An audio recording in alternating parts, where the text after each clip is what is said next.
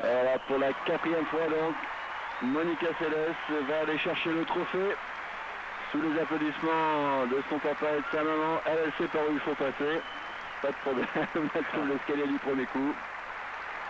Et Monica qui reçoit l'ovation.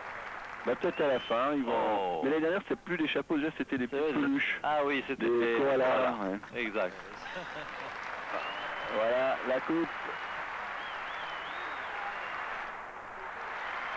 Un geste qu'on lui a souvent vu faire. 9e victoire en Grand Chelem pour Monica Seles. Elle arrive à tenir cette coupe gigantesque avec les 2 pouces. C'est extraordinaire. Parce qu'elle est lourde, cette coupe.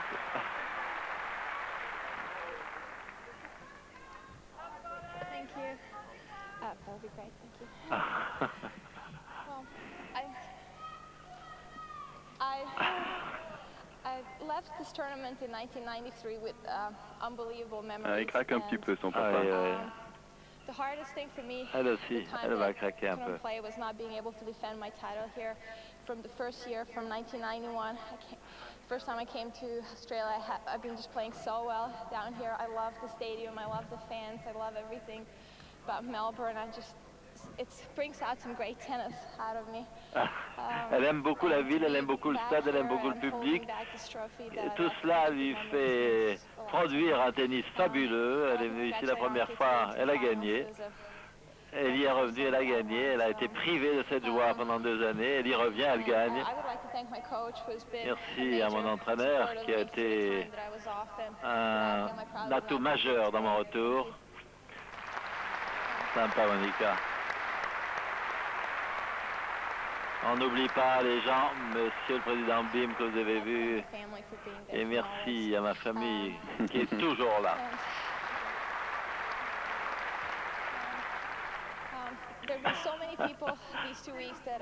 Il y a eu tellement de gens ici que j'aurais voulu remercier, que je devrais remercier. Merci aux partenaires du tournoi d'être là depuis 11 ans. Elle est incroyable, hein, parce elle a applaudi les ramasseurs de balles. Elle a quand même un côté très spontané qui est superbe. Elle est fantastique. Elle a toujours été très à l'aise devant les micros, Monica. C'est presque monocorde, c'est étonnant. Mais enfin, c'est super, c'est l'histoire d'une jeune femme qui retrouve tout à la vie et au tennis. Chouette. Très très chouette. Alors, une destinée incroyable, hein, quand même, cette Monica Seles. On en parlera sans doute encore pendant des années et des années de cette jeune femme qui était arrivée en poussant des petits cris incroyables sur le court, qui aurait été poignardée sur le court, et qui malgré cela lui a sera revenue à sa place, celle de numéro 1 mondial. Et c'est vrai que cette ovation est complètement méritée.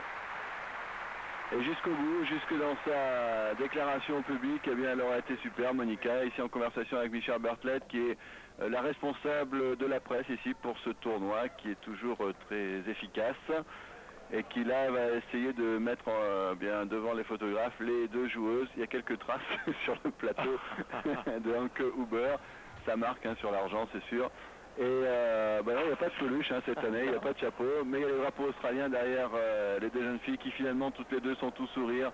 Anke Huber qui savait fort bien qu'il n'y avait rien à faire, et toujours Gianni Ciaccia, remarquablement placé, ainsi que pas mal d'autres photographes français qui ont passé cette quinzaine ici. C'est pas complètement fini pour eux, c'est pas complètement fini pour nous non plus, car dans la nuit prochaine, eh bien, nous serons à l'antenne aux alentours de 4 h du matin, pour vivre la finale messieurs, une finale messieurs qui opposera Boris Becker à Michael Chang, Matt McCormack qui se fait photographier avec la famille Seles. Et comme nous sommes encore ensemble pour quelques instants, eh bien si vous le voulez, on va pouvoir revivre les derniers moments de la demi-finale qui a opposé hier Michael Chang à André Agassi. Jean-Paul, c'était une demi-finale très particulière. Pour vous la resituer rapidement, sachez que André Agassi a tout de suite montré beaucoup d'énervement, beaucoup de tension. On pensait que c'était essentiellement dû au vent, mais on s'est rendu compte qu'apparemment il y avait chez lui un peu de lassitude, on pensait même que c'était une blessure, un problème peut-être physique. Eh bien, il n'a pas avoué cela à la conférence de presse. Il a dit simplement qu'il était exténué face à Chang. Chang lui-même qui était un peu blessé à la hanche, ce qui nous a procuré une fin de match assez particulière. Et si vous le voulez bien, donc, alors qu'on va se quitter sur les sourires de Monsieur Céleste et de sa fille qui va encore sacrifier au photographe avec la coupe sur la tête, eh bien on va en profiter, si vous le voulez bien, pour revoir donc les derniers échanges de ce match. Merci de votre attention et bonne nuit et n'attrapez pas froid. Bonne nuit et que la neige vous soit agréable.